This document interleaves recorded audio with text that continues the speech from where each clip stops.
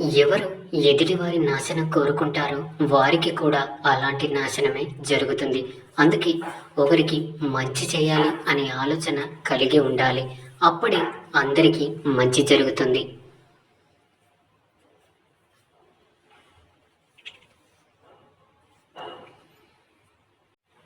నిజాయితీగా ఉండు, కానీ నిందలు వేస్తే మాత్రం పడకు. మౌనంగా ఉండు, కానీ అవతలి వాళ్ళు మాట అంటే మాత్రం పడకు.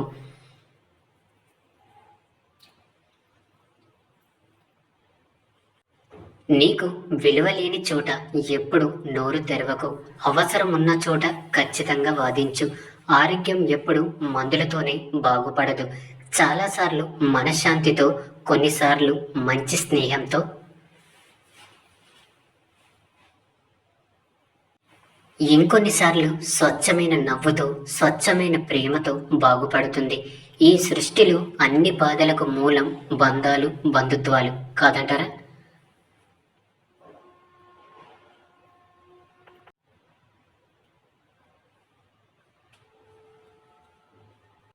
జీవితాన్ని అర్థం చేసుకోవడానికి సమాధానాలు నీ చుట్టూన్న జనం నుంచే పుడతాయి.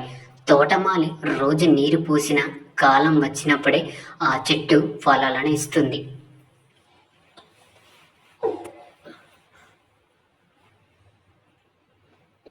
మీరు రోజుకో మంచి పని చేస్తూ ఉండండి. సమయం వచ్చినప్పుడు అది తప్పక ఫలితం ఇస్తుంది. నువ్వు బాగుపడాలని కోరుకునే వారి కంటే నువ్వెక్కడ బాగుపడిపోతావో అని బాధపడేవారు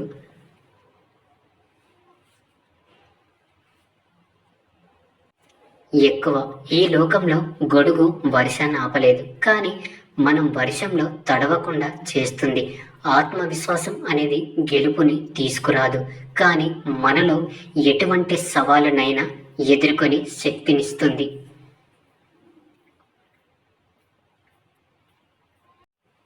ఉత్తములతో స్నేహం అత్తరు దుకాణానికి వెళ్ళడం లాంటిది. అక్కడ మనం ఏమి కొనకపోయినా కొంత సువాసన పీలుస్తాం. మనుషుల మీద కోపంతో మనసు ఎక్కువగా పాడు చేసుకోకు. ఎందుకంటే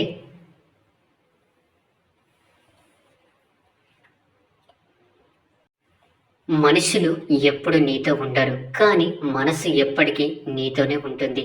ఒకరి విషయంలో చూడాల్సింది వారు సాధించిన స్థానం కాదు, ఆ స్థానం సాధించడానికి వారు అధిగమించిన అడ్డంకులు.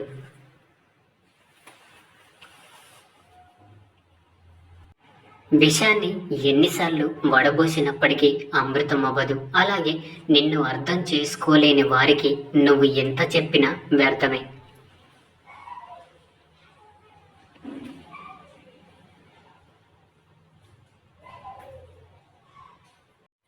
చేసుకోగలిగే సత్తా నీలో ఉన్నప్పటికీ చెయ్యలేనేమో అనే భయం నిన్ను వెంటాడుతూ ఉంటుంది.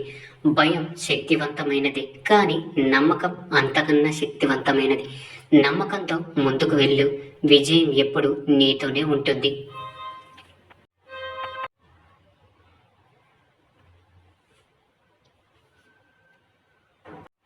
పచ్చగా ఉన్న చెట్టు కిందనే అందరూ కూర్చుంటారు, ఎండిపోయిన చెట్టు కింద ఎవరు కూర్చోరు. అలాగే చేతిలో డబ్బు ఉంటేనే అందరూ మనతో పాటు ఉంటారు. అది డబ్బు లేకపోతే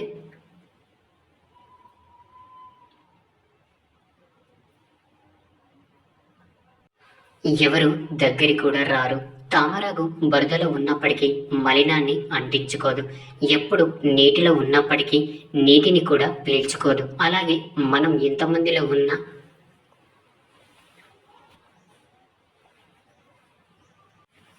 మన వ్యక్తిత్వాలను నిలబెట్టుకుంటూ మనలా ఉండడమే ప్రత్యేకతను సంతరించుకుంటుంది. గతం గురించి ఆలోచించి భవిష్యత్తుని పాడు చేసుకోవడం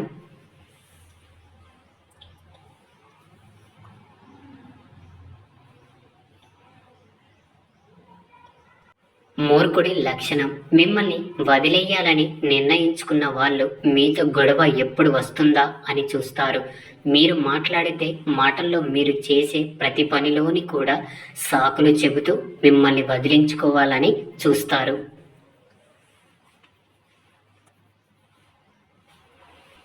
అదే మీతో ఎప్పటికీ కలిసి ఉండాలని కోరుకునేవారు మిమ్మల్ని ప్రతి విషయంలో కూడా అర్థం చేసుకుంటూ మీరు ఎంత పెద్ద తప్పు చేసినా కూడా దానిని సరిదిద్దుకుంటూ మీతోనే ఉంటారు.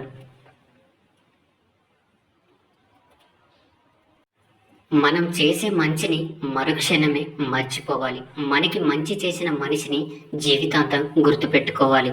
డబ్బు తీసుకునేటప్పుడు పువ్వుల్లో పూజిస్తారు. ఇచ్చే డబ్బును అడిగినప్పుడు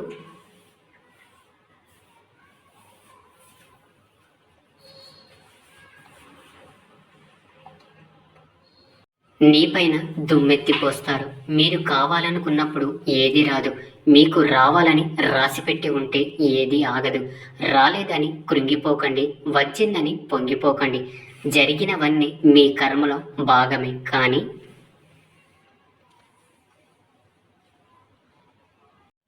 జరిపిందంతా ఆ పైవాడే. వద్దు అనుకుంటే ఎంతకైనా తెగిస్తాం, కావాలనుకుంటే ఎంత బాధనైనా భరిస్తాం.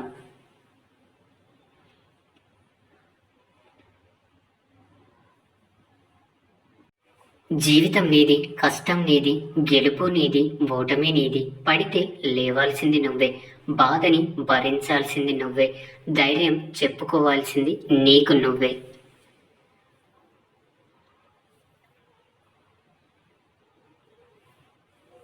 ఇతరులు కేవలం చోద్యం చూస్తారు, వీలైతే ఎగతాళి చేస్తారు. అందుకే ఎవరిని పట్టించుకోకు.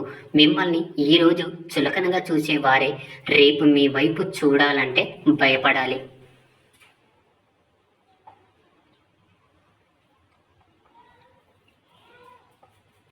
దెబ్బ తగలకూడదు, గాయం కనిపించకూడదు, నొప్పి మాత్రం గట్టిగా పుట్టాలి. ఏ విషయమైనా సరే వివరించాలంటే కొంచెం తెలివి చాలు, కానీ విమర్శించాలంటే మాత్రం పూర్తిగా తెలుసుకోవాలి.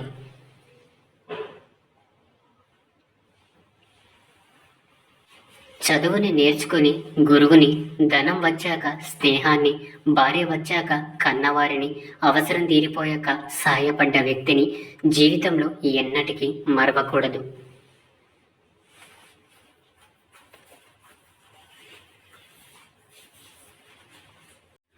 అడవుల్లో తిరిగే పులిని నమ్మచ్చు, నీటిలో తిరిగే మొసలిని నమ్మచ్చు, అస్తమానం నటిస్తూ నమ్మించాలని చూసే వాళ్ళని, నీడను కూడా నమ్మకూడదు.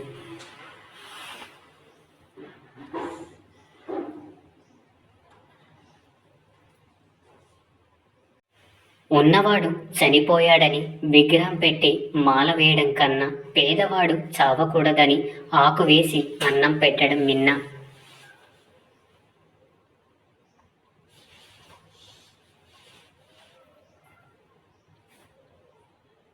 నోటి దురుసు ఉన్నవాడికి ఓపిక ఎక్కువ, ఓపిక తక్కువగా ఉన్నవాడికి కోపం ఎక్కువ, కోపం ఎక్కువగా ఉన్నవాడికి నిజాయితీ ఎక్కువ, నిజాయితీ ఎక్కువగా ఉన్నవాడికి వ్యక్తిత్వం ఎక్కువ.